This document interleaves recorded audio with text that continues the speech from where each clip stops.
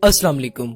हमारी डाइट के basic components carbohydrates, lipid, proteins और विटामिन्स वगैरह हैं। हमारी बॉडी को इन सब कंपोनेंट्स की जरूरत होती है और हमें लाजमी तौर पर इन कंपोनेंट्स को अपनी डाइट में शामिल करना पड़ता है। प्रोटीन्स हमारे डाइट कंपोनेंट्स में सबसे ज्यादा इम्पोर्टेंट है। वर्ड प्रोटीन ग्रीक वर्ड प्रोटियोस से ड्राइव किया गया है, जिसके मीनिंग्स प्राइम इम्पोर्टेंस के हैं। प्रोटीन्स का नेम इस बात को इंडिकेट कर देता है कि ये हमारे लिए कितनी जरूरी है। प्रोटीन्स का मॉलिक्यूलर वेट बहुत ज्यादा हाई होता है। प्रोटीन्स के बिल्डिंग ब्लॉक्स अमाइनो एसिड्स हैं। जैसे बहुत से ब्लॉक्स को मिलाने से एक बिल्डिंग बनती है, इसी तरह बहुत से अमाइनो एसिड्स को मिलाने से एक प्रोटीन का मॉलिक्यूल बनता है। इसी वजह से अमाइनो एसिड्स को प्रोटीन का बिल्डिंग ब्लॉक कहा जाता है। Amino acid carbon, hydrogen, oxygen और नाइट्रोजन से मिलकर बने होते हैं। बाज़ औक़ात अमाइनो एसिड्स में सल्फर और फास्फोरस भी मौजूद हो सकते हैं। प्रोटीन्स के मॉलिक्यूलर वेट में नाइट्रोजन की परसेंटेज 16% है। अब बात करते हैं प्रोटीन्स की ऑकरेंस की। प्रोटीन प्लांट्स, एनिमल्स, बैक्टीरिया और वायरसेस में मौजूद होती हैं।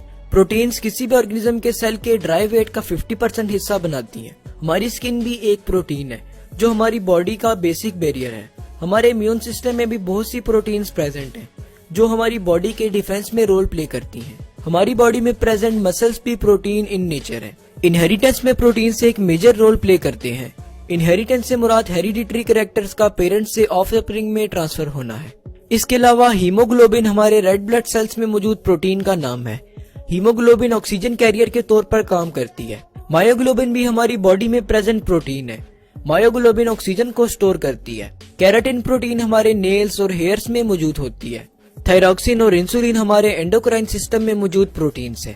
एंडोक्राइन सिस्टम में हमारी बॉडी के हार्मोन्स अपना रोल प्ले करते हैं। हमारी बॉडी में मौजूद तमाम एंजाइम्स प्रोटीन्स हैं। एंजाइम्स हमारी बॉडी में कैटलिस्ट के तौर पर एक्ट करते हैं और हमारी बॉडी में होने वाली तमाम रिएक्शंस को स्पीड अप करते हैं। वो डाइट्स जिनमें प्रोटीन बहुत ज्यादा क्वांटिटी में प्रेजेंट है, उनमें fish, egg, chicken, beef, mutton, red meat, leafy green vegetables, green beans और पल्सेस वगैरह शामिल है। अगर बात की जाए प्रोटीन की क्लासिफिकेशन पर, तो प्रोटीन्स को 3 टाइप्स में क्लासिफाई किया गया है, जिनमें सिंपल प्रोटीन, कंपाउंड प्रोटीन और डिराइव्ड प्रोटीन्स शामिल हैं। सिंपल प्रोटीन्स उन प्रोटीन्स को कहते हैं जो पानी में डिसॉल्व करने पर सिर्फ और सिर्फ सिंपल अमाइनो एसिड्स में ही कन्वर्ट हो। इनकी एग्जांपल्स में एल्ब्यूमिन्स, हिस्टोन्स, ग्लोब्यूलिन्स, लिग्यूमिन्स, कोलेजन और ग्लोबिन्स वगैरह शामिल हैं। कंपाउंड प्रोटीन्स उन प्रोटीन्स को कहते हैं जिनमें प्रोटीन के साथ साथ कुछ नॉन प्रोटीन पार्ट भी प्रेजेंट है। इनकी एग्जांपल्स में न्यूक्लियोप्रोटीन जिनमें डीएनए और आरएनए भी प्रेजेंट होते हैं, फॉस्फोप्रोटीन जिनमें फॉस्फोरिक एसिड प्रेजेंट है, लिपोप्रोटीन जिसमें लिपिड प्रेजेंट है और ग्लाइकोप्रोटीन जिसमें कार्बोहाइड्रेट प्रेजेंट है शामिल है। ड्राइव्ड प्रोटीन कॉन्जुगेटेड प्रोटीन की पार्शियल डाइजेशन से बनती है। इनकी एग्जांपल्स में मेटा प्रोटीन्स और कोगुलेटेड प्रोटीन शामिल है। अगर प्रोटीन के स्ट्रक्चर को देखा जाए तो प्रोटीन 4 बेसिक स्ट्रक्चर्स बनाती है। इन स्ट्रक्चर्स में सबसे पहले नंबर पर प्राइमरी स्ट्रक्चर आता है, जिसमें अमाइनो एसिड एक स्ट्रेट चेन की फॉर्म में जुड़े होते हैं। दूसरे नंबर पर सेकेंडरी स्ट्रक्चर आता है। सेकेंडरी स्ट्रक्चर में अमाइनो एसिड की चेन की ट्विस्टिंग और कॉइलिंग हो जाती है। ये ट्विस्टिंग और कॉइलिंग हाइड्रोजन बॉन्डिंग की वजह से होती है।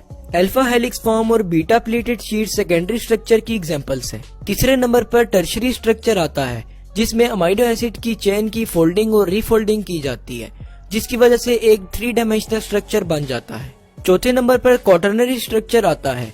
जब बहुत से टर्शरी स्ट्रक्चर्स आपस में मिलते हैं तो क्वाटरनरी स्ट्रक्चर बना देते हैं, जिसकी एग्जांपल्स मायोग्लोबिन और हीमोग्लोबिन है। अमाइनो एसिड में जो बॉन्डिंग प्रेजेंट होती है उसे पेप्टाइड बॉन्डिंग कहते हैं। पेप्टाइड बॉन्ड्स प्रोटीन के स्ट्रक्चर में मेजर रोल प्ले करते हैं।